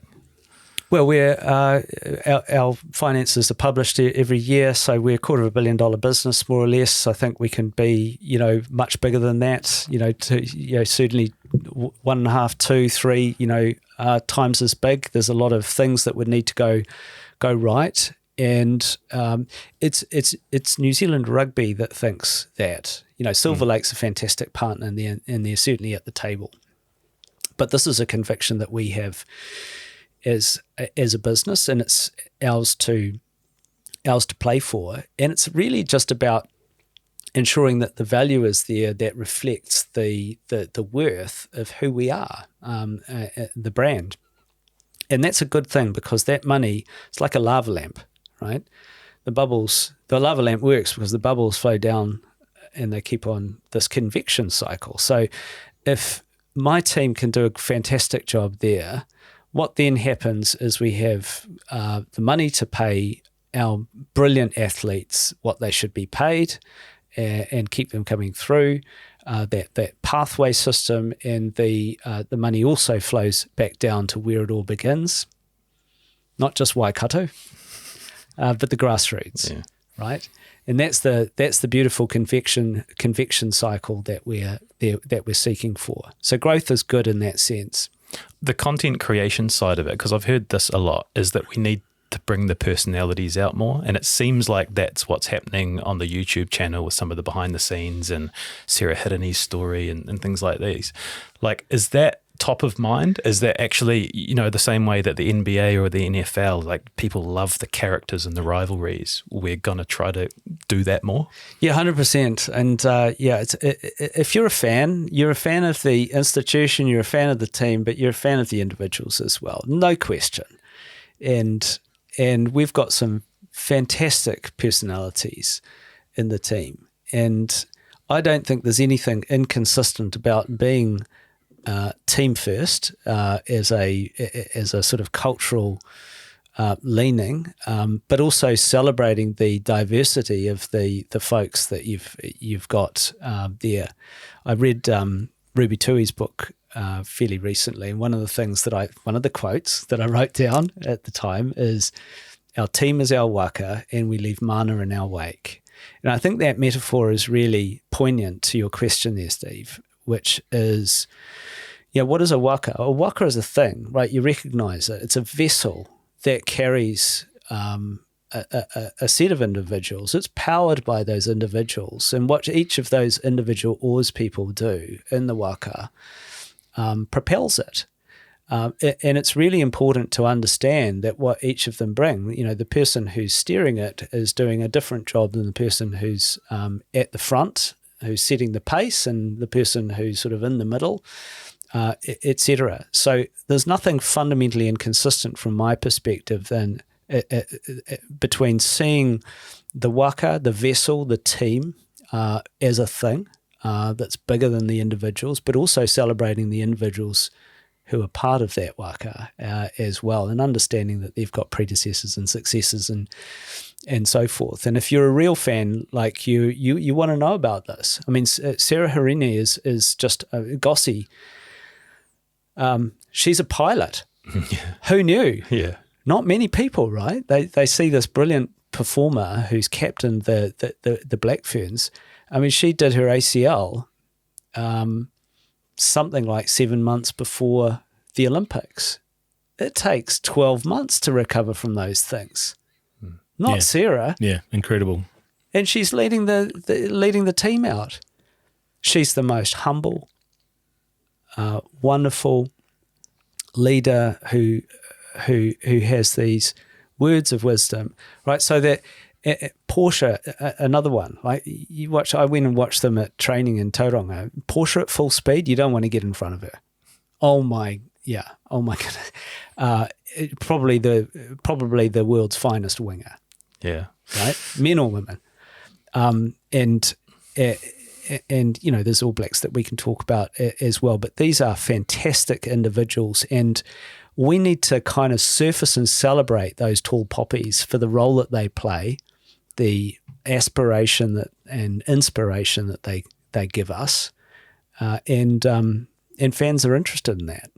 Just jumping on to broadcast for a second. So I've done some commentary which goes out on the FIFA Plus streaming platform. So, FIFA aggregating their own or aggregating content that they can, bypassing traditional broadcast platforms and pushing out streaming. Is there a world, in thinking about media disruption, where NZR looks at that model and puts games out on their own platforms? Watch the space. So NZR Plus, NZR Plus first and foremost is a content play. So fans consume the product, the teams, the matches, the tournaments, the stories behind the teams, the individuals, etc. They consume that digitally, right? Largely digitally. Even if you're filling Eden Park, you've got 1% of New Zealand's population in the ground. So 99% of New Zealand's population, I hope, is enjoying it on some screen, either at the time or afterwards. And if they're really interested, they're swimming around in it. So first and foremost, NZR Plus is a content play, and that content is available across platforms. We don't care. We want to meet the fan where they are. Linear, digital, our own streaming platform, YouTube, TikTok, Instagram, etc. But there's something quite cool about having your own streaming platform as well, because you can do stuff without asking permission, right? We can't build a game in YouTube, right? That's not allowed. We can do that on NZR Plus. So we are planning to launch Fantasy soon, Q1. We hope. There's already a match predictor in there. There's a fan zone where you can interact. There's a social mechanism in there. And they're great. We don't expect people to use that all of the time, but it's there, and a lot of people are. And so yes, is the short answer to your question, Shay. Yeah, expect gaming.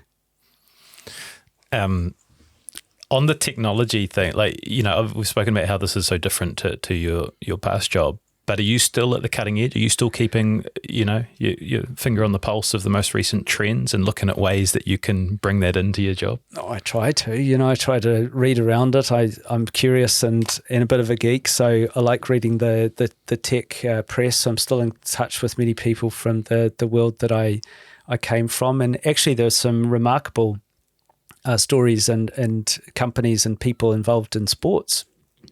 Sports is like one of the final frontiers of attention that really engages and hooks people in there. So it's in many ways it has the characteristics to be at the forefront of this digital revolution, and I think that's to play for. It's almost the last frontier, isn't it, of actual live consumption of content.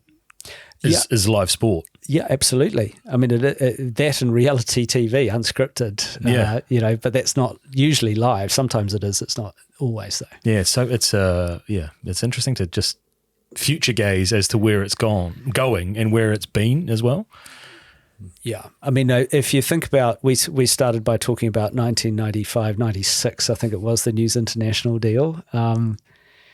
People were consuming it either at the grounds or on telly.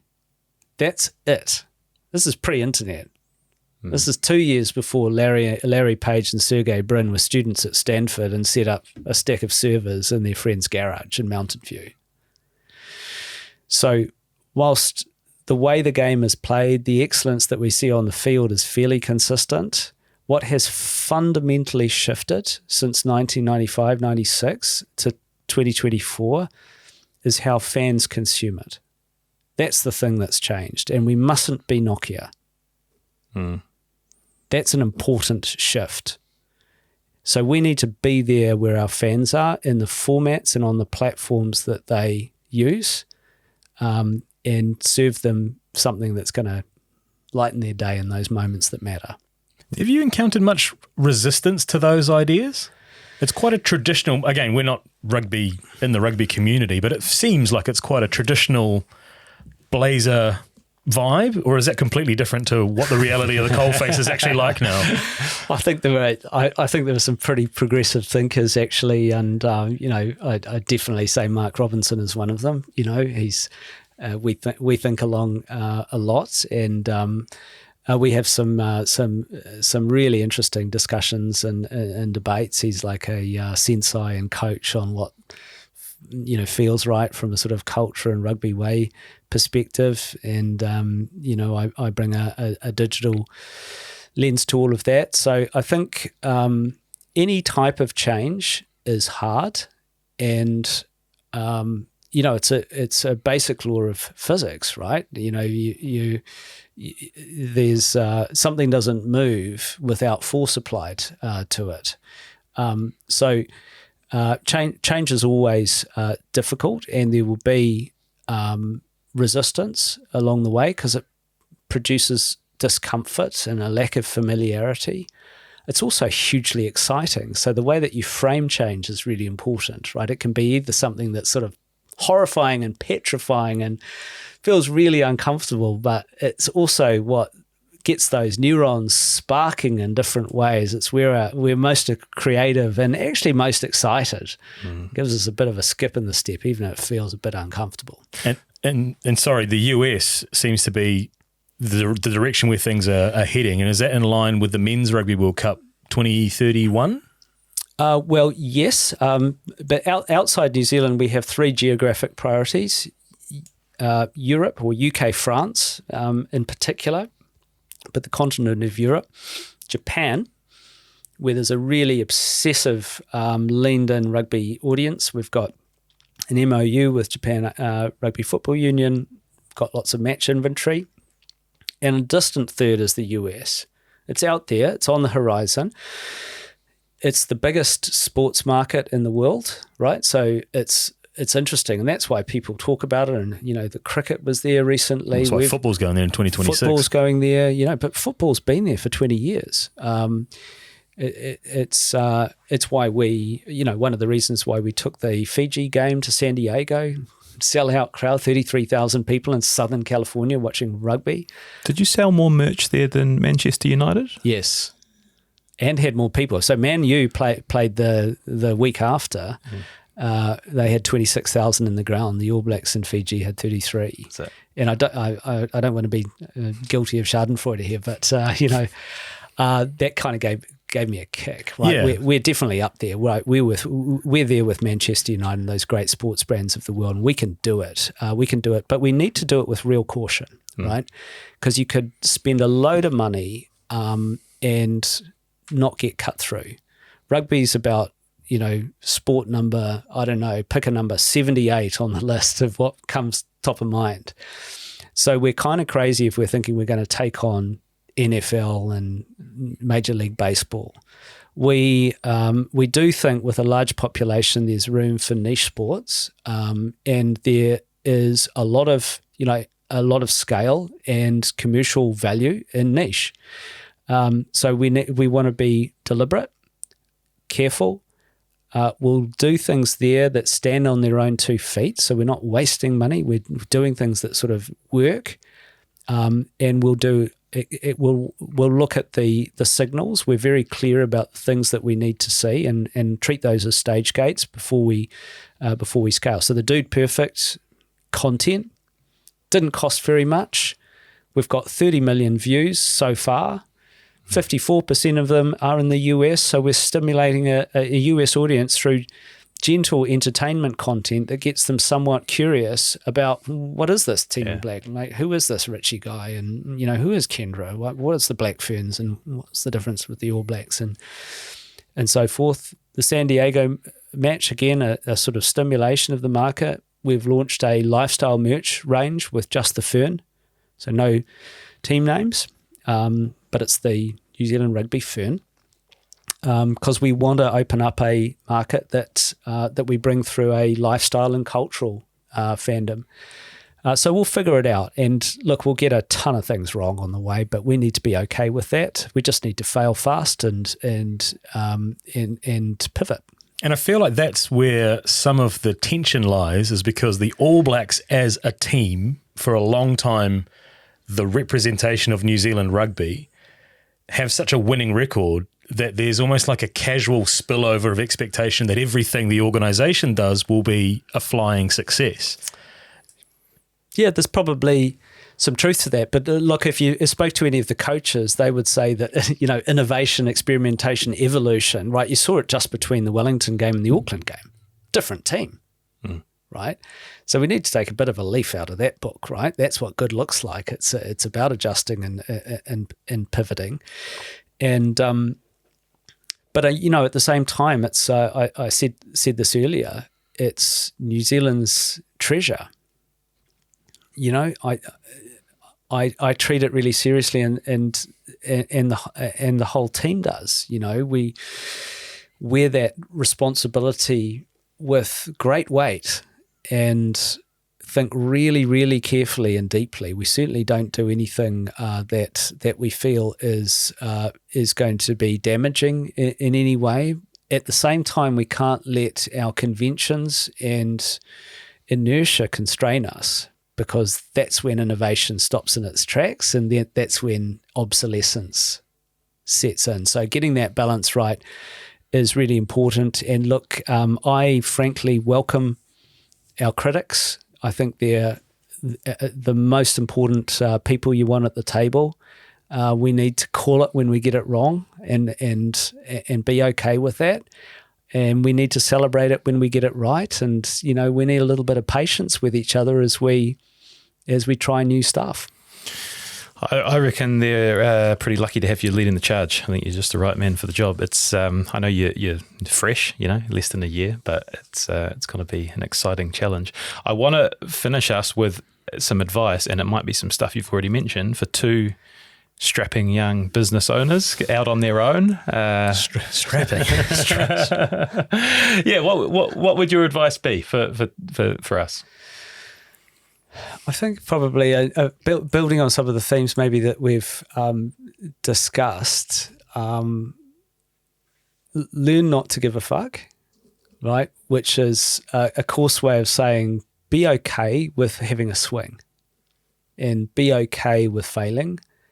It's the failures that you learn from, and you might just get something, you might just find something original that's new and different, and that'll set you apart. I think you've already found a pretty good formula there that sets you apart. You're sitting there with this podcast for a very good reason, but you need to continue to win that right, and that requires you to continue evolving it. So don't be afraid of failure. Follow your curiosity, and don't be afraid to take some risks. Love it. Shay? It's good. I made a note and I just returned to it there because I think there's a beautiful, and hindsight's a wonderful thing, but there's a lovely parallel between your father's journey and your own journey. And you said something earlier, which was he had an eye for new trends and wasn't afraid to try things. And I feel like in your current vocation, that's exactly what you're doing. Like your father's spirit is kind of coming through in the work that you're doing now. And I think that's awesome in terms of that, to extend the metaphor, like the All Blacks history, New Zealand Rugby's history of taking something and moving on and then leaving it there for the next person to carry on with. I think it's a cool little parallel between your personal life and your professional life. Well, Bill, my father, will get a kick out of hearing you say that, Shay. Thank you very much. And look, time will tell. But we're certainly approaching with vigor, excitement, and commitment. Well, thanks so much for joining us, Craig. We really appreciate your time. My pleasure. Thanks for having me, guys.